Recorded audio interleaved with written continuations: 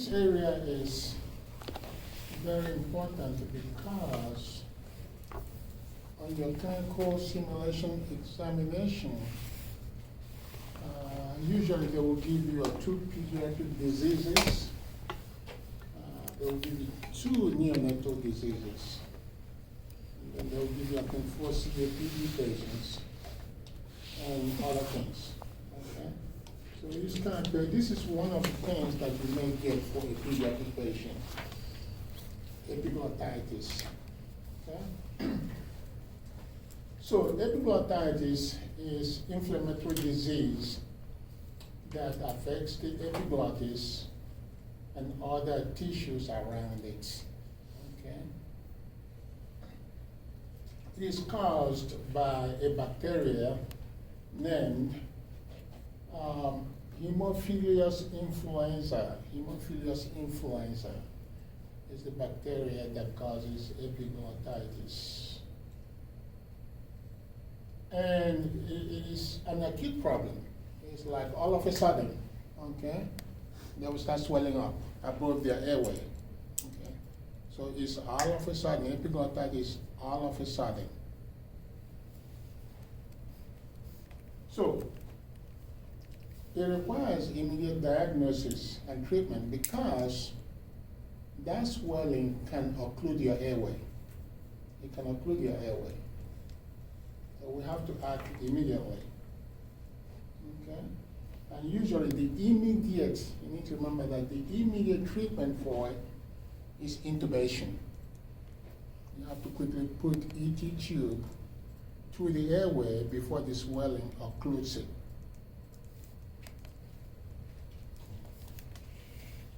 It is referred to as supraglottic edema because the edema is above the epiglottis, outside the airway.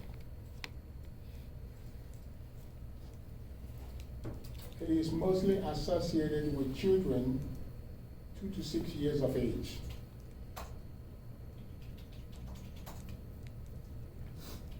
Diagnosis of that is based on history, clinical signs, and X-ray. Again, it is rapid onset. Okay, rapid onset. The patient will have sore throat. They will have high-grade fever above 99 degrees Fahrenheit. They will have dysphagia, difficulty swallowing. Because of the swelling, it will be very difficult to swallow. Okay? They will be drooling. That usually gives it away. Okay, when you're trying to make diagnosis. Drooling is like, because of the pain up there, they cannot swallow their spit. Okay? So they just kind of drool and the spit pours away. Okay? Because it's very painful to swallow. They will have a muffled voice with inspiratory stridor. And then as far as the X-ray is concerned, you're going to do a lateral neck X-ray. Lateral neck X-ray. Okay? If you suspect epiglottitis, the first thing that you need to do is, especially when they tell you that the patient is drooling, that's a giveaway. You go ahead and intubate the patient, secure their airway, before you start doing this other stuff like the X-ray. So it's almost like you have to treat it first before you start making true diagnosis.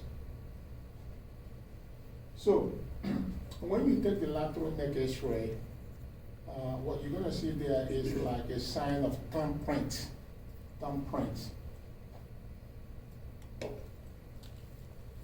In the lung field.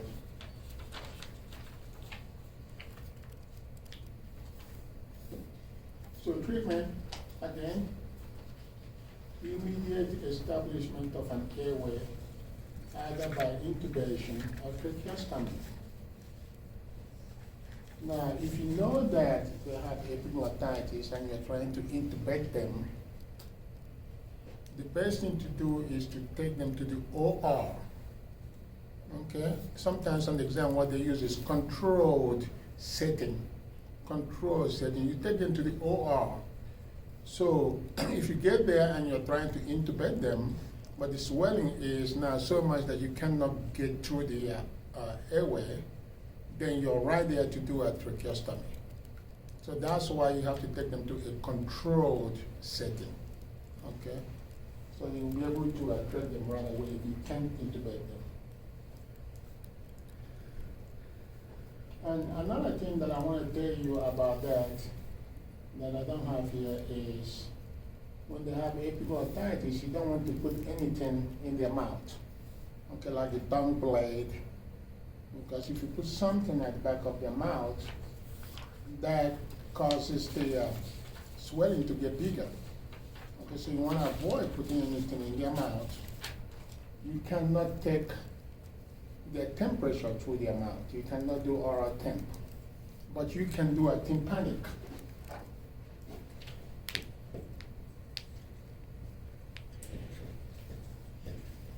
Tympanic is the way that you're going to check their temperature.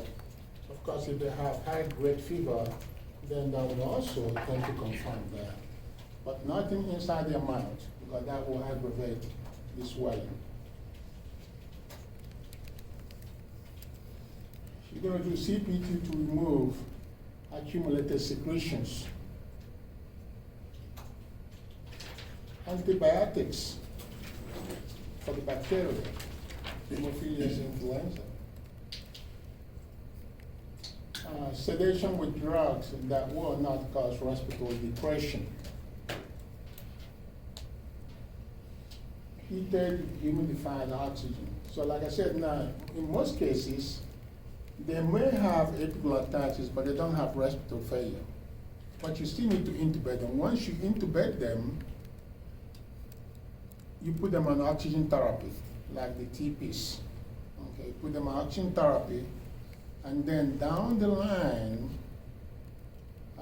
if their CO2 begins to rise above 45, then they're going into respiratory failure. That's when you're going to institute mechanical ventilation. So you don't always institute mechanical ventilation once you intubate them. You don't do that unless there is evidence that their CO2 now is very high. So usually you put them on oxygen therapy and monitor them, do a blood gas, and then if the CO2 is very high, it's time to intubate them. Okay? So we give them that humidified oxygen. Mechanical ventilation is required if paralyzation is necessary. Yeah, if you have to paralyze them, that would make sense because you're also going to paralyze their diaphragm. So they can have effective or spontaneous breathing. So you're going to have to ventilate the patient as well. Any questions? So you got to recognize all the signs and treatment for epiglottitis because it may be one of the pediatric clinical simulations that you will get on the exam. Okay, so you're going to intubate them, especially when they tell you that the patient is drooling. That gives it away. You intubate them right away before even you start making true diagnosis like doing X-ray, okay, and doing other things. Okay? And one more thing about that, when you get ready to extubate them, you don't really have to do winning parameters. There's something called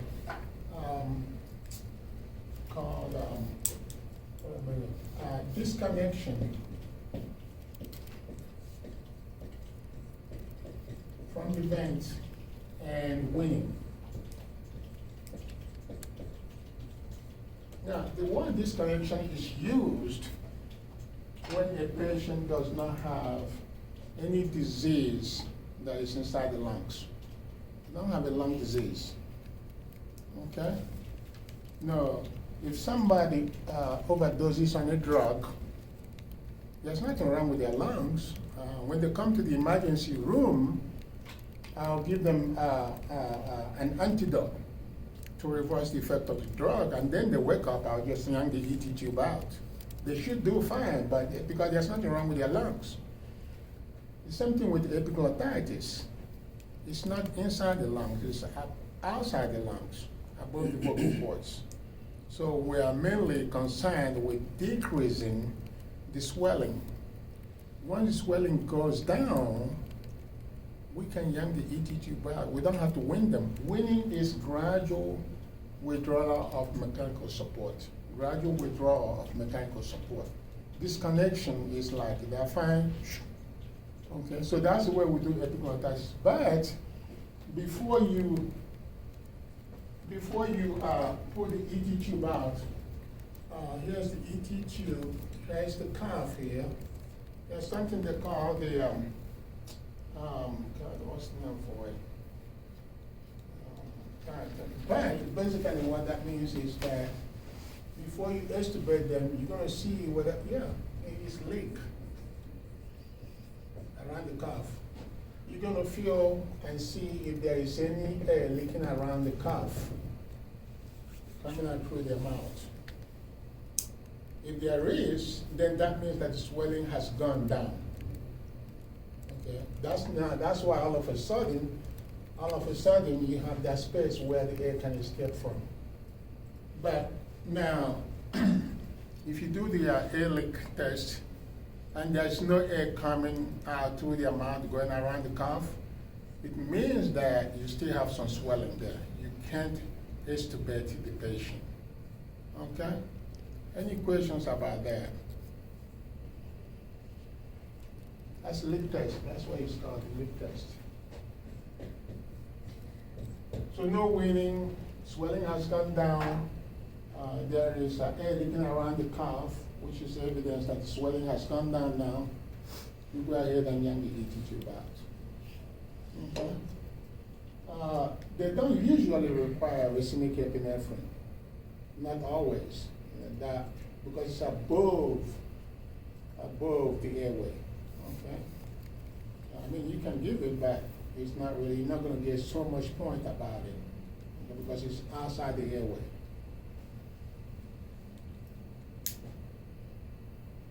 The next one that you may get is croup. That's a pediatric disease. Now, croup is laryngotracheal bronchitis. They will call it that on the jump to get you confused. Laryngotracheal bronchitis. Now, this is inflammation of the subglottic area of the lungs beneath the airway. As soon as you go beneath the vocal cords, that's what the swelling is. Epiglottitis is above it. That's why we call it supraglottic edema. And the croup is subglottic edema. It affects children 6 months to 3 years of age.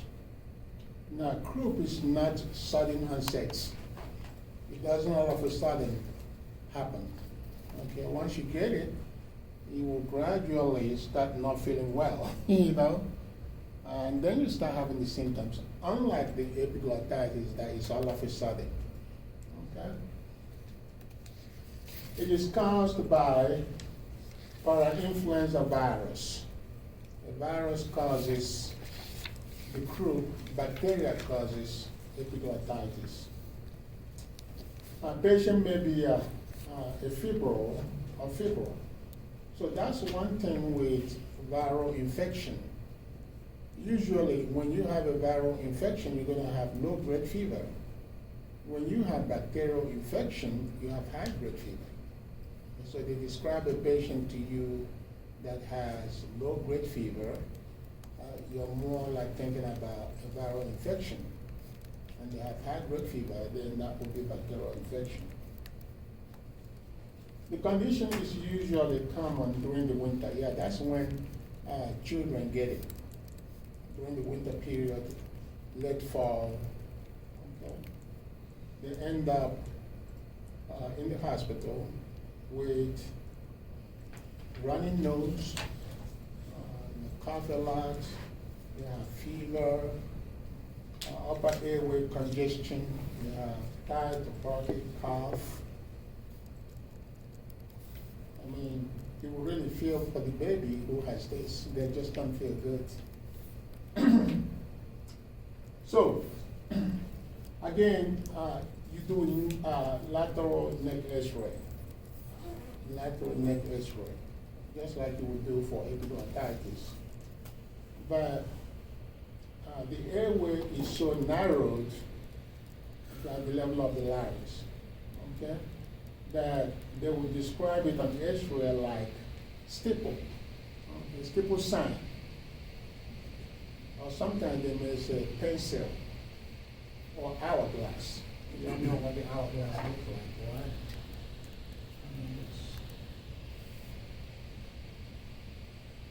Hourglass. Okay, so this area is very constricted. So now just remember that if you do X-ray says at thumb point, you got epiglottitis. If it says staple, pencil, or hourglass, you have croup. So I just have one question. You said they're going to do a lateral X-ray for that? Mm-hmm. So Epilateral X-ray. Okay. Yeah.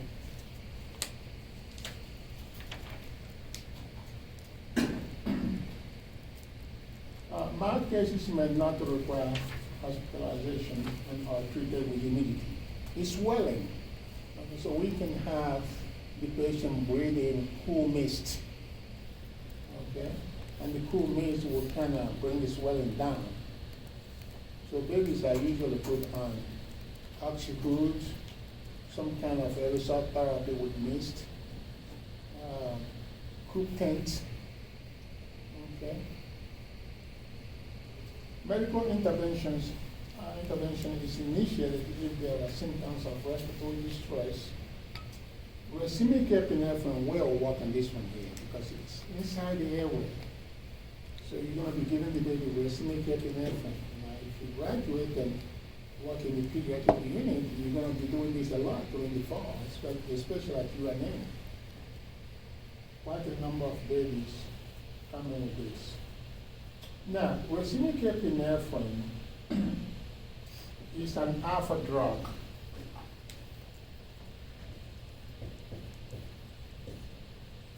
It is a sympathomimetic agent, alpha drug. And what an alpha drug does is to vasoconstrict the blood vessels. It vasoconstricts the blood vessels. So when we give it to patients, it would then vasoconstrict the blood vessel in the area where the swelling is. Okay, that's why we call it a local decongestant. So on the exam, they may say, instead of saying administer racemic epinephrine, they may say administer a local decongestant. That's what they mean. The constriction is in the area of the swelling to decrease blood flow to the area. We can use Heliox for increased airway obstruction that is causing hypoxemia. Now, Heliox is a mixture of oxygen and helium. A mixture of oxygen and a gas called helium. Now, the helium is a lighter gas compared to oxygen. Helium is very light. It has low density. So what it does is when you mix it together with oxygen, it carries the oxygen around the obstruction, because when your airway is obstructed, you cannot get enough oxygen. So mixing the oxygen with helium, the helium carries the oxygen around the obstruction into the lungs. Okay, so if this is associated with hypoxemia, then we're going to do a helium therapy. Okay. Usually 3 concentrations of helium can be used. There is 80-20, 70-30, and 60-40. That's the mixture. So the first one, in the mixture, you have 80% of helium to 20% of oxygen. Or you have 70% of helium to 30% of oxygen. Or maybe 60% to 40%. Now, the third one, 60 to 40, is what they mainly use for babies, okay? But the more oxygen that you have in the mixture, the less the effect of the therapy. The more oxygen that you have in the mixture, the less the effect of therapy. So, by the way, on the exam, if they ask you what is normal or standard Helios therapy, it will be the 80-20. Okay? And it's oxygen to helium? Hmm? It's oxygen to helium? It's a helium to oxygen. Helium to oxygen. Like now, the 80-20 will be more effective Helios therapy than the 70-30 because it has more oxygen in it. Okay? Oxygen kind of like pulls it down. Oxygen is heavier than helium. We can use steroid because it's swelling. Steroid is for swelling. It's an anti-inflammatory agent to bring down the swelling inside the airway. That probably won't do anything for epiglottitis, you know. Intubation and mechanical ventilation if blood gas values worsens, yeah. So anytime, any disease, if the CO2 is rising above 45, they're going into respiratory failure. You need to start thinking about ventilating the patient.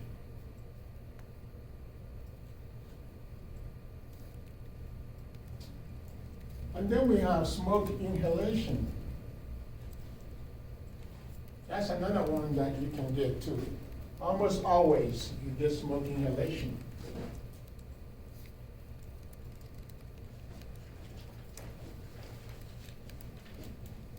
So smoke inhalation is inhalation of noxious gas produced in fire.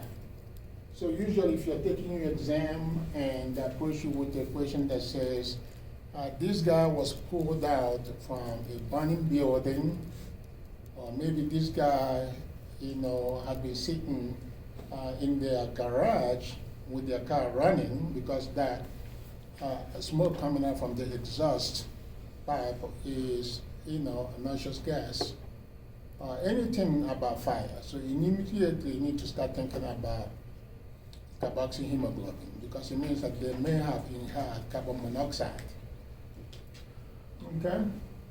So gases inhaled include, but are not limited to, carbon monoxide or hydrocyanic acid. Hydrocyanic acid, when there is a burning fire. So, carbon monoxide prevents oxygen from binding to the hemoglobin. Okay? So, if this is the hemoglobin, you have carbon monoxide molecules around it. Oxygen cannot bind. Carbon monoxide diffuses very fast, very fast. It has, like, I want to say 210 to 240 times more affinity than oxygen. In other words, if I have a tank of carbon monoxide here and a tank of oxygen here, and I open both of them up, you immediately become very, very hypoxic. Because the carbon monoxide will quickly bind to your hemoglobin, and the oxygen will not have time to do that. As a result of that, the oxygen carrying capacity of the hemoglobin will be decreased because it's not going to want to bind to oxygen. So what happens then, what is transported to the tissues will be carbon monoxide instead of oxygen. So you're going to develop hypoxia. You have hypoxia, which is low oxygen level in the tissues. So it's a very serious problem that requires immediate attention because if your tissues are not getting oxygen, then we have anaerobic metabolism. We can cause multiple problems.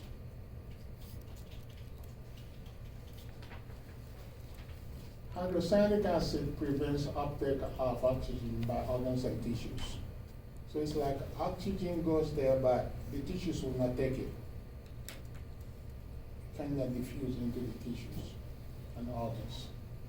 So both of these here are very, very dangerous. Diagnosis. History of exposure to fire. Like again, I said, a man put from building, burning building, like their garage or something about fire. You start thinking about these two here. Symptoms of carbon monoxide inhalation include carboxyhemoglobin is 20 to 30%. By the way, normal carboxyhemoglobin in people like us that don't smoke, 1 to 3%. Everybody has got carboxyhemoglobin. Okay? Now, if I have 3% of carboxyhemoglobin, it means that the highest my oxygen saturation will be 97%. If I have 6% of carboxyhemoglobin, the highest my oxygen saturation will be 94%.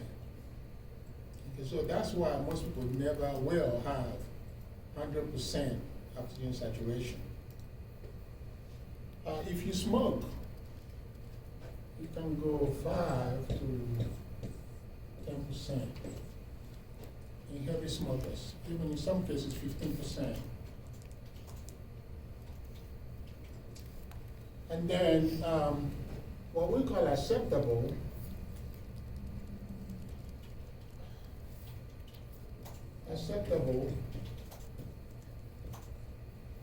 is 20% or less. So you have your norm in people like us that don't smoke, in heavy smokers, and then we can accept it up to all the way to 20% or less.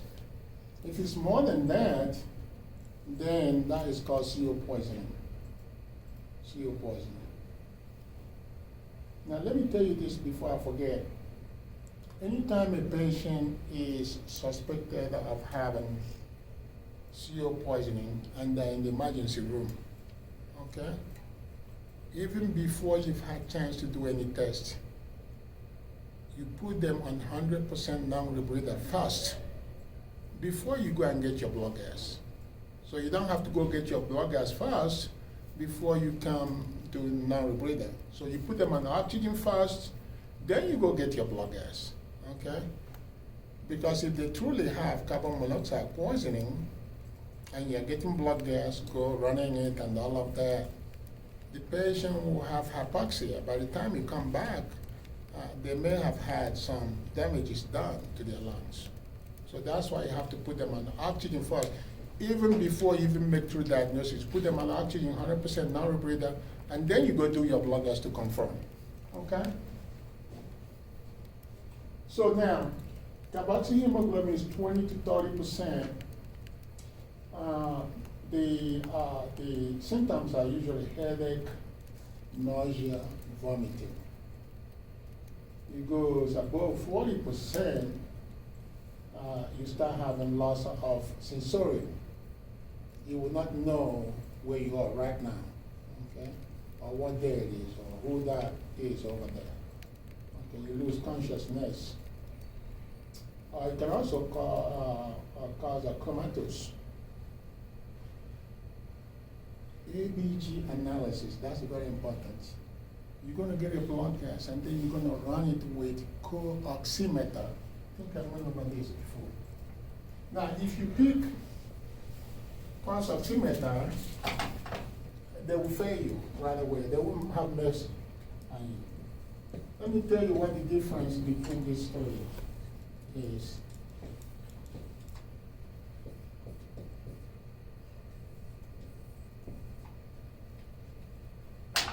SpO2,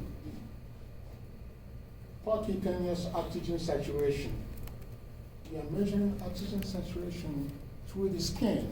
You put that probe on the skin and finger, and then the red light shines through the arterial bed, and then you have some red light coming over to the receiver. The more red light that comes out to the receiver, the less your oxygen saturation will be, because the hemoglobin is supposed to be absorbing the red light. If you have less red light coming out to the receiver, then the higher your oxygen saturation, because the hemoglobin would have absorbed all the red light. And we talked about the Lambert BLO. So what these guys are saying is that hemoglobin has a natural tendency to absorb red light. They have natural tendency to absorb red light. The amount of red light that hemoglobin can absorb depends on the amount of oxygen attached to it. So the more oxygen that you have attached to the hemoglobin, the more red light is going to absorb. The less oxygen that you have attached to it, the less red light is going to absorb. So that's how come once you put that and the emitter emits red light, it shines through the arterial bed. If you have oxygen attached to your hemoglobin a lot, then you have less red light coming to the receiver. That's the way the pulse oximeter works. The pulse oximeter does not have a way of knowing what is attached to the hemoglobin. It doesn't know whether it's oxygen, it doesn't know whether it's carbon monoxide, it doesn't know whether it's methemoglobin. All it knows is that there is something attached there. And that's the information that it uses to calculate the oxygen saturation. So now, like if you take the carbon monoxide, which diffuses very fast, and it binds to the hemoglobin, you check somebody's side, well, it's completely filled up. So here's your hemoglobin right here. You have 4 iron molecules.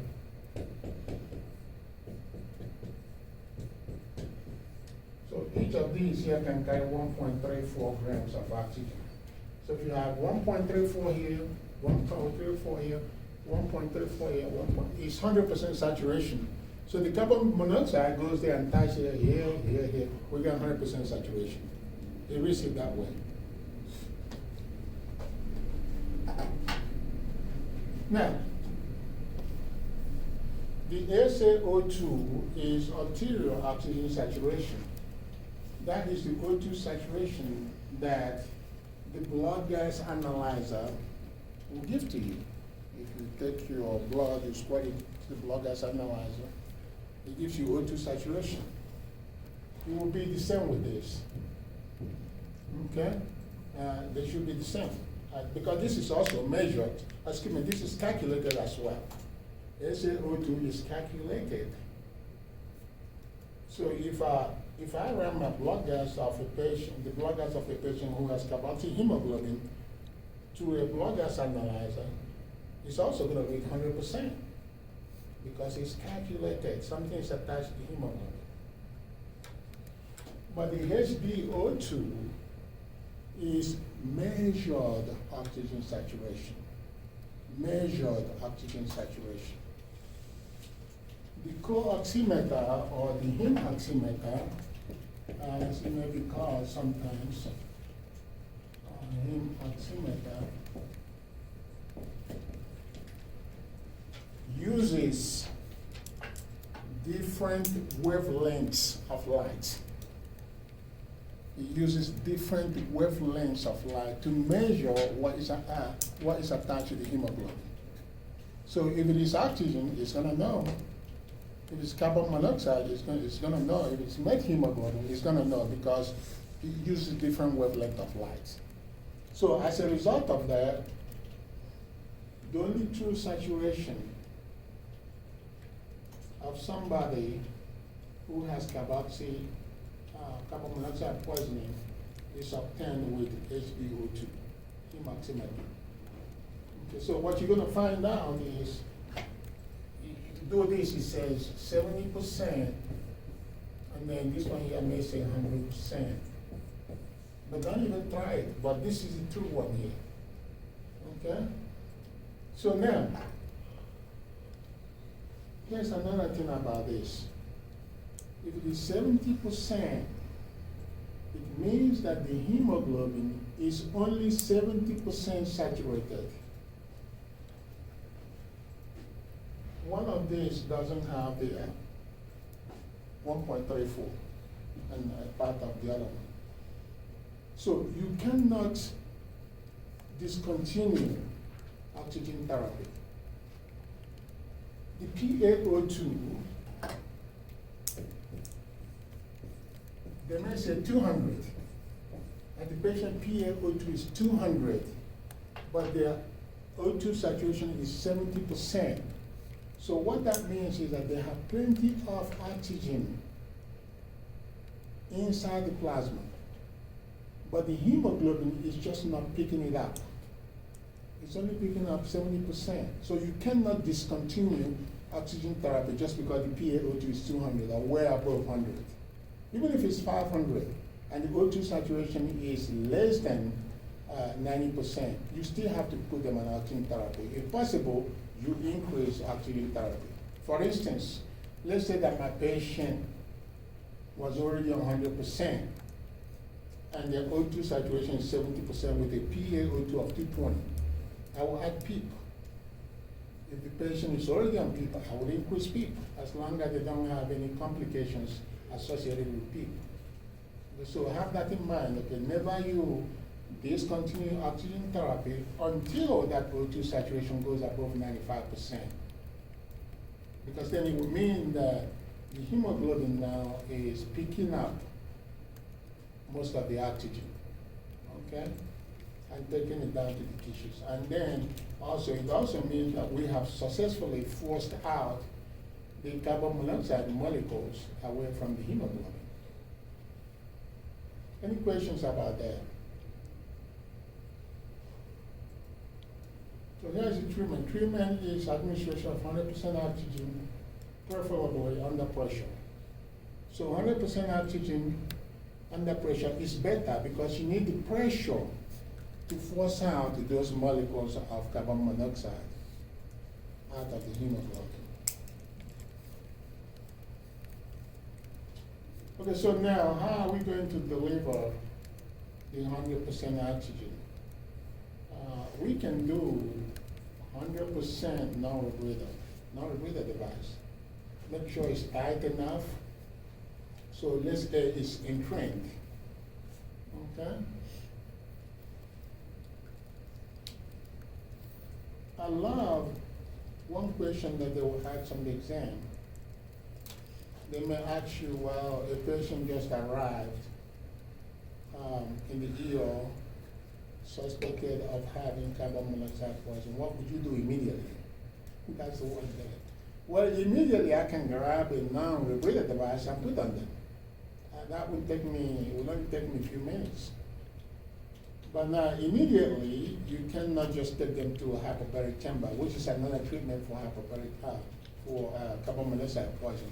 It is the best treatment, okay, but it takes time for you to prepare the patient and take them over there and set it up, that kind of stuff. So it's not immediate. So you pay attention to what they're asking you. Now, if the question was, how would you, what is the best way, what would be the best way to treat carbon monoxide poisoning? Well, I will pick a hyperbaric chamber. Because the hyperbaric chamber, you're putting a patient in a chamber that has 3 atmospheres of pressure in it. Well, 1 atmosphere is 760 millimeters of mercury. That's 1 atmosphere. So times 3, that's a lot of pressure of that oxygen. Okay? And then we can also do 100% CPAP. CPAP is PEEP. You know, you set them up on CPAP and use 100% oxygen. So the CPAP is actually better than non-rebreather device because it is under pressure. Okay? And then the hyperbaric is the best because it's more pressure than the CPAP. And then you come to non-rebreather. Non-rebreather's last bite in terms of which one will be the quickest thing to do. Well, you do non-rebreather. Antibiotic to combat possible infection due to damaged tissues. Bronchodilator and CPT to keep the airway patent. Mechanical ventilation for comatose patients. Okay? Now, I want to tell you one more thing about this. Okay? They would say that somebody was pulled from a fire. Okay? They may say, well, inspection. You're going to inspect the upper airway. Okay? When we go over the clinical simulation, you all understand what I'm talking about the most. They may say you inspected the upper airway and it is edematous. You have a lot of edema in the upper airway. And then sometimes they may say it is singed hair. You have singed hair. That means that the burning is so much that their airway can be occluded due to the swelling. And then the first thing you have to do then is to intubate the patient, because you wanna protect the airway. So when they tell you that they have, you looked into their airway, they have all this edema, or maybe they have singed hair, that is serious burning. Okay, immediately intubate the patient. Okay, burn victims have low ability to fight infection. Okay, burning causes debility. It causes you to lose the ability to fight infection. That's one thing we have to deal with burn patients. Okay, but remember that they have edematous, they have edema in the upper airway, so you need to intubate them right away before you do anything else.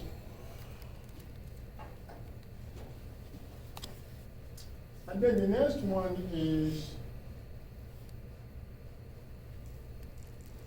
sudden infant death syndrome.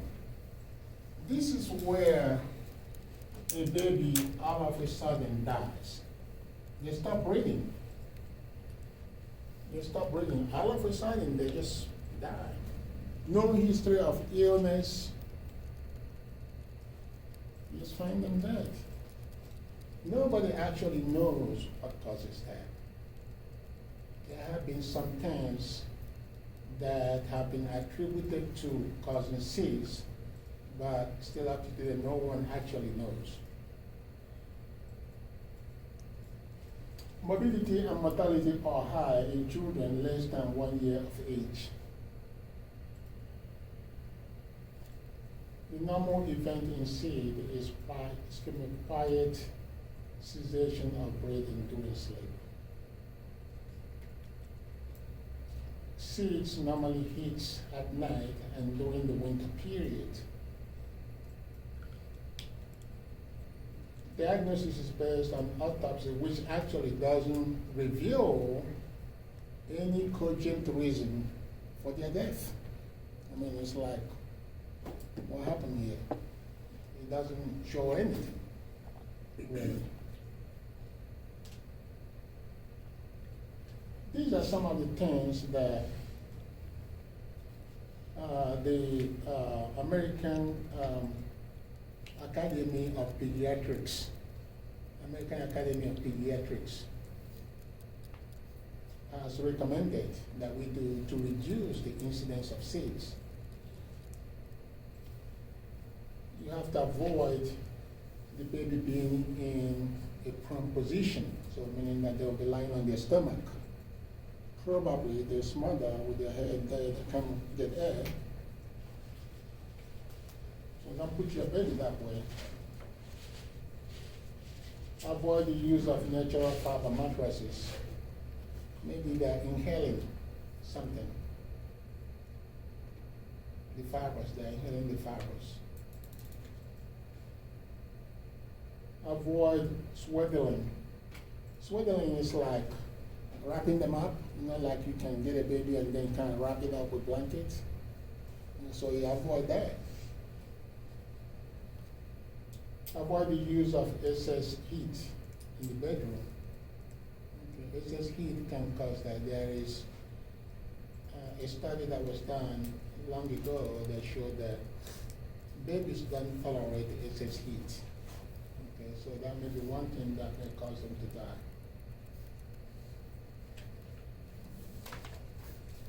So these are the risk factors. Yeah, well, African American babies have increased level of SIDS more than Caucasian or anybody else. And that is true. If the baby is of low birth weight, they are predisposed to getting that SIDS. Prematurity, especially less than 35 weeks, they're more vulnerable. Male genders, males die more with SIDS than females. You know, females always have advantage somehow. No, I'm just kidding. Yeah, they do. Well, after school, especially at 5 minutes. You know, we do after school for 1 minute and 1 minute after birth, and then 5 minutes after birth. So what they say is that if the after score is less than 7 after 5 minutes, the baby will likely have more risk of dying of SIDS. Multiple births, twins, and if the mother smokes.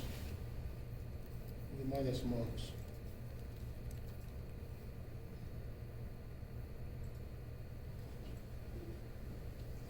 And then we have bronchiolitis. Bronchiolitis. It's not like pneumonia of the baby. Bronchiolitis.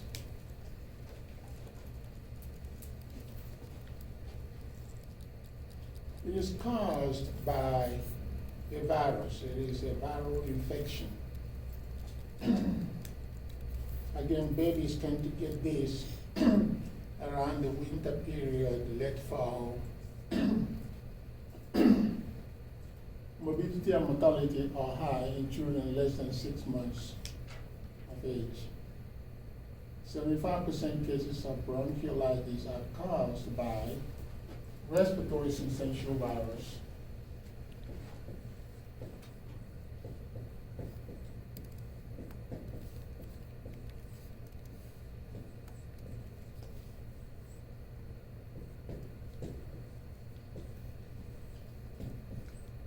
That's what the RSV stands for, respiratory syncytial virus.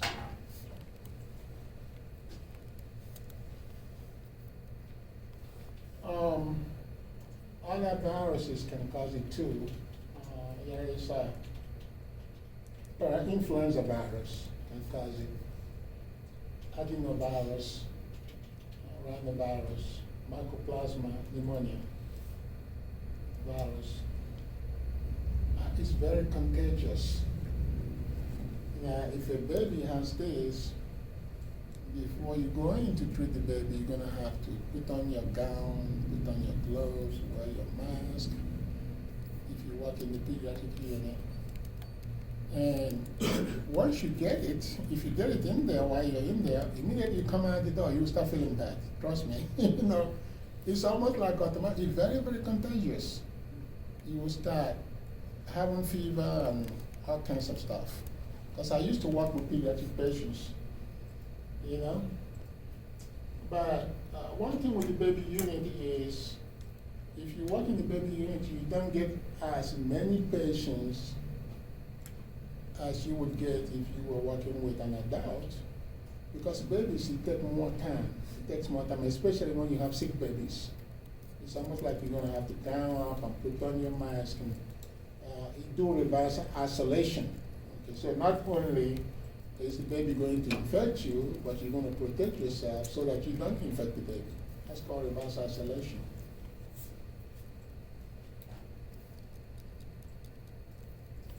Diagnosis and treatment. Well, the baby will have runny nose, cough, and fever that lasts 2 to 3 days, you have respiratory distress, which will be associated with that grunting and nasal flaring and retractions. Can sometimes be misdiagnosed for asthma or cystic fibrosis. Treatment, we're going to give them oxygen because they usually will have hypoxemia. We're going to give them humidity. We set up aerosol therapy, they inhale the humidity.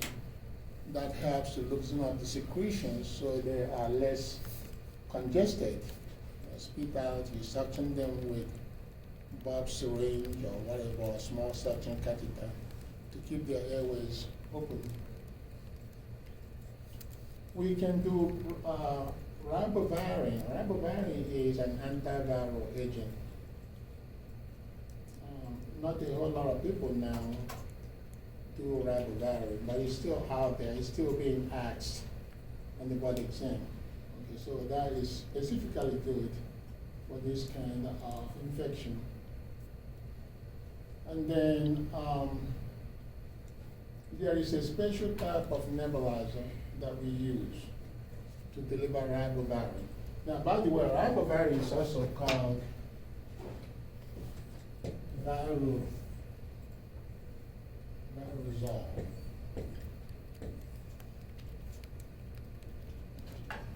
That's an name for it, Virozole. I don't know if I spelled that right. Can somebody Google that? I don't know whether it's you after the C, Virozole. But anyway, you're going to use SPAD2, which stands for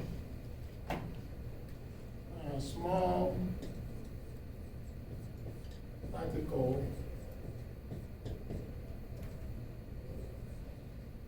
aerosol generator. So on the exam, they ask you what equipment would you use to deliver ribavirin or Virozole.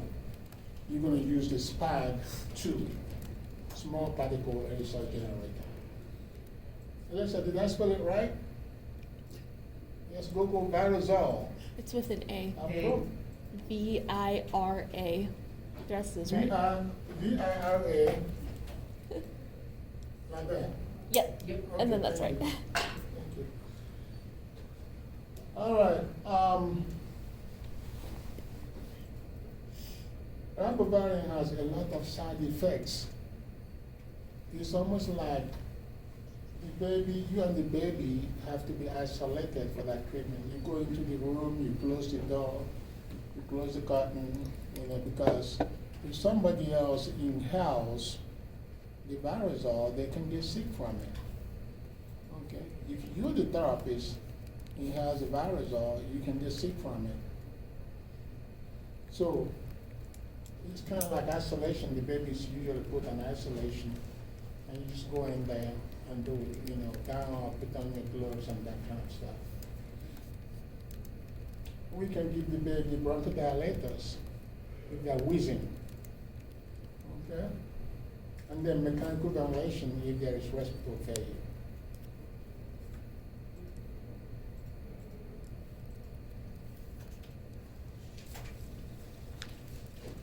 And then the next thing is asthma.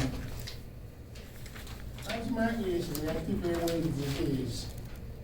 Reactive airway disease. Your airway reacts to an antigen, something to a trigger. The trigger is called an antigen. Okay, your airways are very, very sensitive that anytime you breathe something like dust or animal dander, even cold air, okay, ragweed, things like that are called triggers. And they will begin to cause inflammation inside your airway. Okay? So asthma can, the causes can be intrinsic or extrinsic. Like pneumonia can cause it, that's intrinsic. Okay? And then this other stuff that I just named can also cause it, that's extrinsic, cold air. Okay? Well, we have two phases of asthma. we have the acute phase. Okay? The acute phase is usually characterized with wheezing, okay, the breaking of the mast cells. Now, the mast cells are like cells that float around in the airway, okay? They got some chemicals in them. For instance, they have this mast cell, they will have like histamine,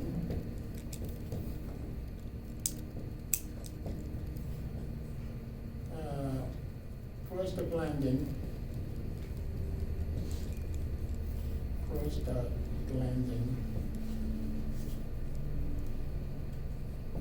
they will have leukotrienes, and so on and so forth. So they have these chemical mediators, that's what we call them, chemical mediators in the mast cells. So anytime the mast cell ruptures, all these chemicals in them are released inside the bloodstream.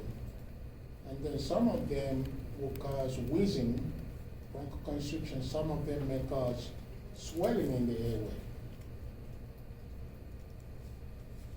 So that acute phase usually is bronchodilator. The early phase of asthma is wheezing. And then down the line, the airways will begin to swell up.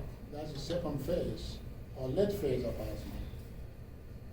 And that is when steroid is indicated. But make no mistake about that, some doctors are very aggressive.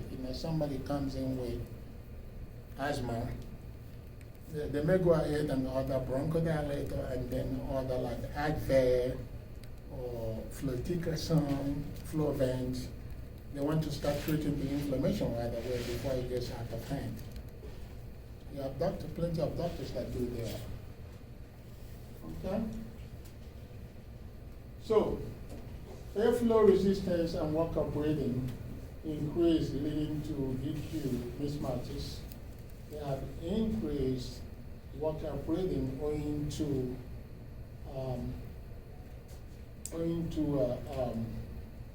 increase in resistance. Okay? So some of the signs and symptoms of asthma, which are plenty of them, we can have broncho spasms. They have airway constriction. They will have hypoxemia.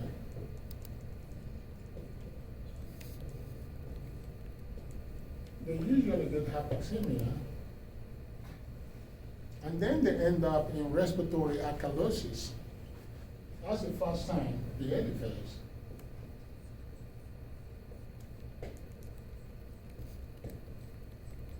They will have respiratory alkalosis before they have respiratory acidosis because of the hypoxemia associated with that.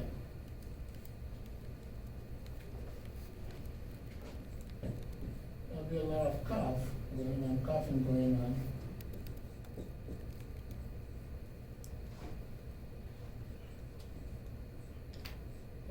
Chest tightness.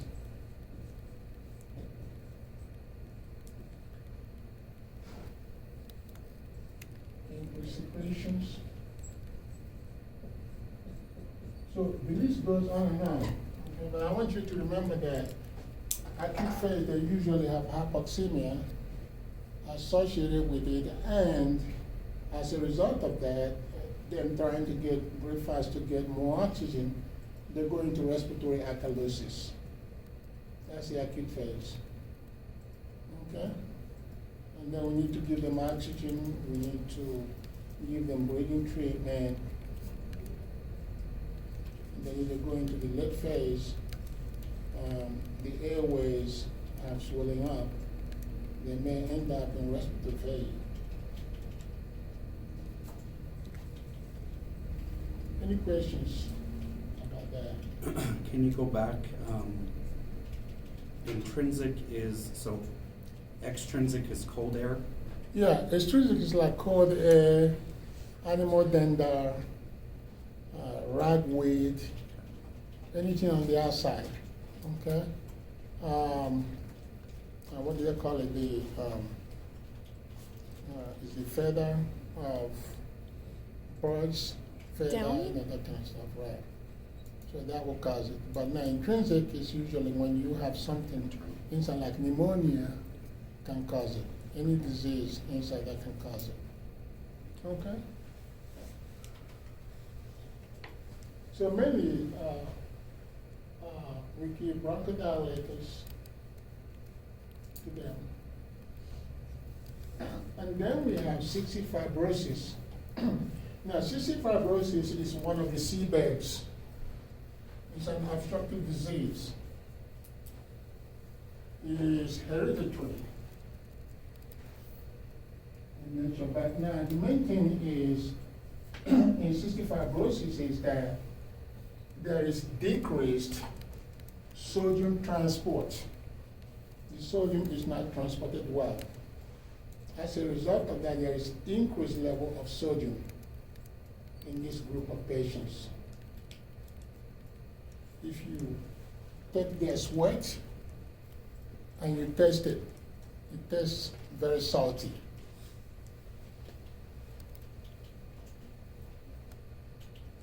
Okay, so cystic fibrosis causes pulmonary disease, pancreatic insufficiency, and elevated sweat chloride concentration. You have a lot of salty sweat. The disease leads to production of thick, viscous secretions, very thick, inspissated secretions. I want you to remember two things about cystic fibrosis.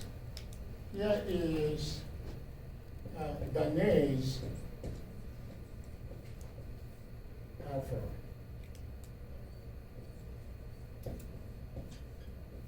Also called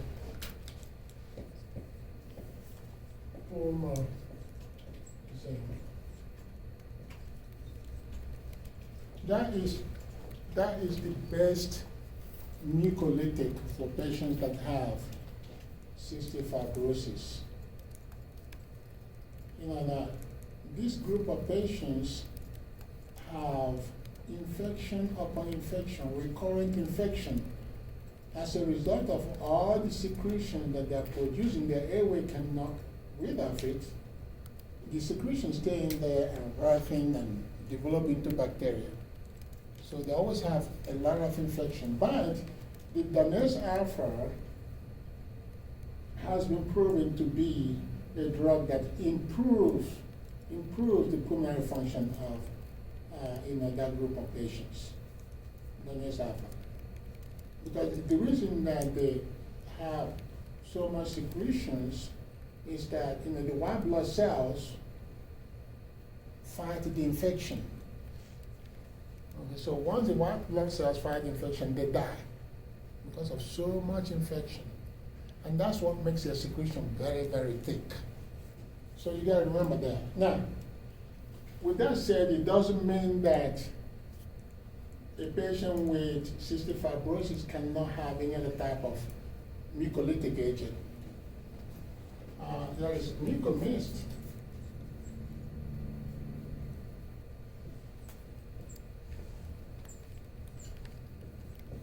Acetylcysteine. Now, if the question says, which of the following will be the best drug to improve the pulmonary function of a patient who has cystic fibrosis? Well, I picked Danese alpha. Which of the following is a mucolytic agent that can have clear secretions in somebody that has cystic fibrosis? Well, they didn't give me Danese alpha. I'm going to pick mucomist. So it doesn't mean that they can't use mucomist. It just means that the Danese alpha is the best. Okay, so please read and see what the question is asking. All right. Diagnosis is mainly by sweat chloride test greater than 60 milliequivalent per liter. That's the unit for electrolytes. okay? And sodium is an electrolyte. So that's how we make diagnosis of that. So on your clinical simulation, you get a patient that you are suspecting that may have cystic fibrosis. You do this weight chloride test. And then if the salt is greater than 60, then definitely they have cystic fibrosis. Treatment is supportive in nature and involves the administration of antibiotics and respiratory therapy. We're going to do CPT to mobilize secretions.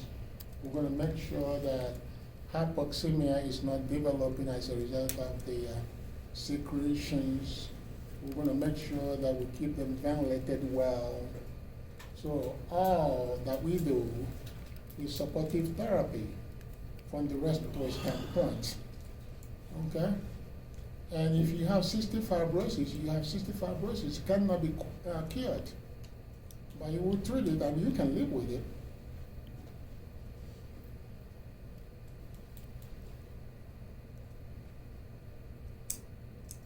Other neonatal and pediatric diseases. Well, we know pneumonia. What causes pneumonia is microorganisms. Okay, so you can have bacterial pneumonia. Okay, that means that bacteria has gone beyond the vocal cords. Now, the lower airway, what separates the lower airway and the upper airway is the vocal cords. Anytime something goes beyond, any microorganism goes beyond the vocal cords, you have pneumonia. If it is bacteria, you have bacterial pneumonia. It causes infection there. If it is a virus, you have viral pneumonia. If it is a fungus, you have fungal pneumonia.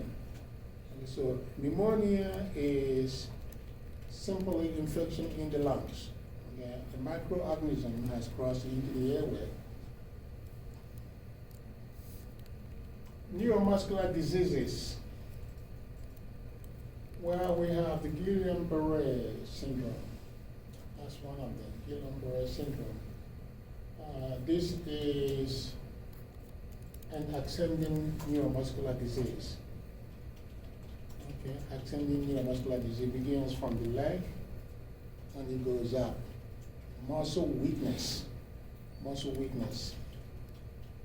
And when patients are having this, they may not go into respiratory failure right away.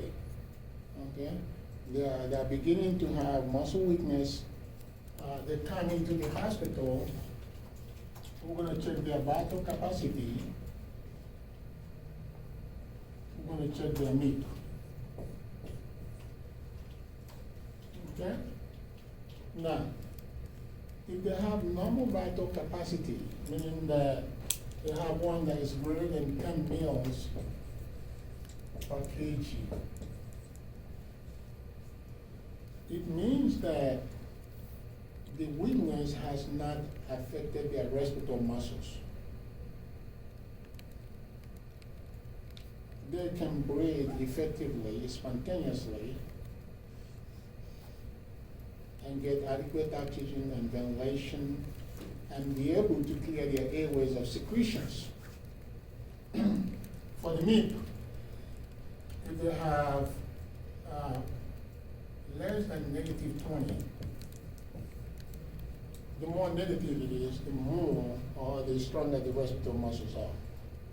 So that's what we do. As long as the patient's vital capacity is not less than 10, okay, or greater than 20, -20, okay, we'll just monitor them, okay? And then, maybe the doctor can say every 4 hours you go check it. So if we go back and check it and find out that the vital capacity now is less than 10, or maybe the mean is greater than -20, that means that their respiratory muscles are getting weak now. Okay? The patient cannot swallow anymore. When their muscles get very weak, they can't swallow anymore. So if they approach you with there's a scenario where the patient all of a sudden cannot swallow, you more than likely think more like a Guillain-Barré. Okay? Or even myasthenia gravis. Yeah, affects your swallowing muscle. So we intubate them. right away. Okay? And there are some drugs that we went over when we were doing the advanced hematology that can help with this. Okay? Well, let me talk about that when I do my study. But with the Guillain-Barré syndrome, mainly you have to have them wear like tight stockings. That would help. Okay, with Guillain-Barré. Okay. Now, myasthenia gravis is descending neuromuscular disease from up to down. Okay? And again, the patient comes in, we'll monitor their vital capacity and need. As long as those two are fine, it means that their rectal muscles are strong, they'll be fine. And then once they go out of the normal range, then it's time to intubate the patient. Okay? Now, for myasthenia gravis, oh yeah, let me back up a minute. Let me do a Guillain-Barré. Guillain-Barré, the way you make diagnosis of that is you do a cerebrospinal fluid. You tap this, some cerebrospinal fluid. If there is increased protein,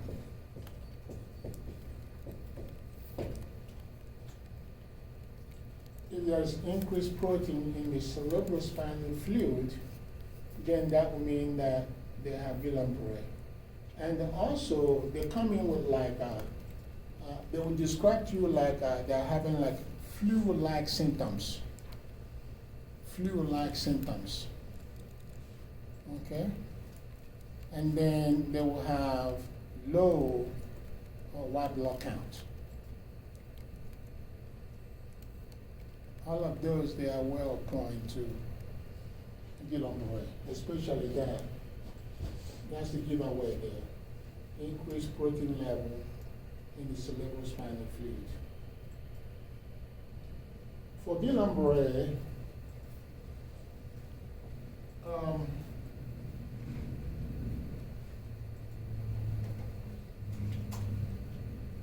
we monitor these here, and then we can also do the, hold on, I just forgot about it.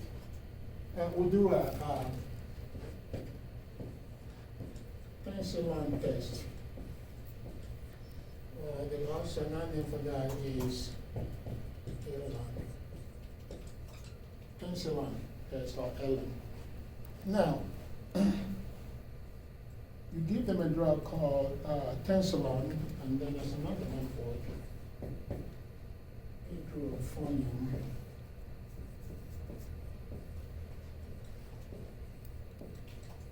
Hydrochloride.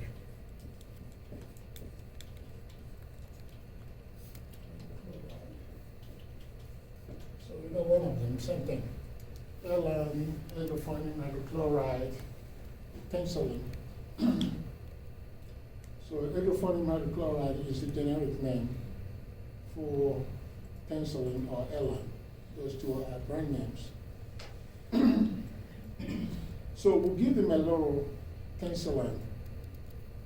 Now, if you give them that and their muscle strength improves temporarily, then they have myasthenia gravis. The tensilin is mainly used to make the diagnosis of myasthenia gravis, not to treat it, okay, just for diagnosis. But now, if you give them the tensilin and their muscle strength worsened, then the patient has what we call the cholinergic crisis, meaning that they have overstimulation in their neuromuscular junction, overstimulation of the nerve. Okay? So, Dr. O, Mhm. I thought the tensilon test was for myasthenia gravis, or is it for both? To treat it? To diagnose. No, tensilon is just to diagnose myasthenia gravis. Yeah, that's correct. Okay, I thought We're you were talking about myasthenia gravis now. Oh, okay. Yeah, sorry. Yeah, we're talking about myasthenia gravis. I'm done with the Gilon blood. Okay? And, so just know that it's mainly for diagnosis of myasthenia gravis. If the muscle strength improves, then they have it. If it doesn't, then they have cholinergic crisis, overstimulation of the nerve cell.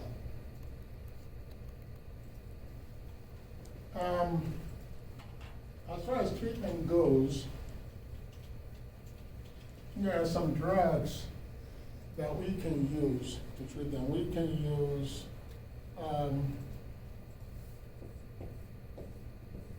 prostigmine. It's a drug that improves muscle strength by making more acetylcholine available at the neuromuscular junction. We can use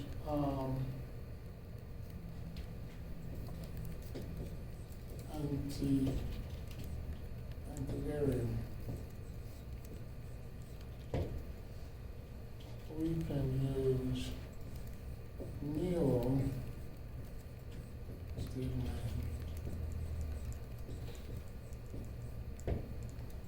There's another one that starts with P.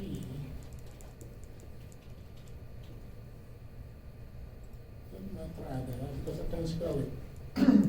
But all these drugs are drugs that can improve the strength of the muscle, okay, by making more acetylcholine available at the neuromuscular junction. Okay? And then for tetanus is a disease caused by a bacteria called Clostridium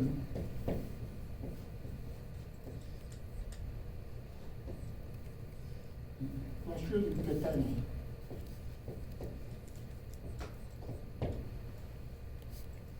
It tightens up your muscle. Tightens up your muscle. That's the one that causes the locked jaw. Okay? When they get this, we'll give them paralytic agents.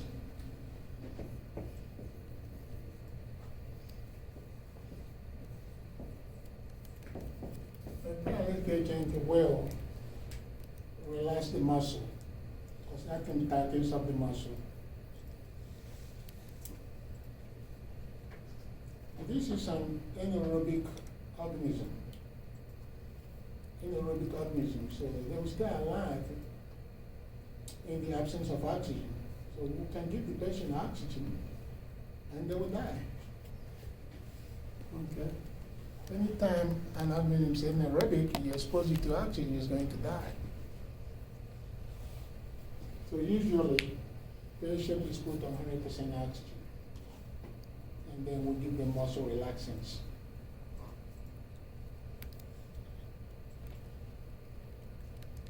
Muscular dystrophy is another neuromuscular disease. Everything that you do for myasthenia gravis and Guillain-Barré in terms of monitoring the progression of it, you will do the same thing with it. Okay? If the MAP is out of whack, the MRP is out of whack, vital capacity is out of whack, we're going to intubate and ventilate. Any questions?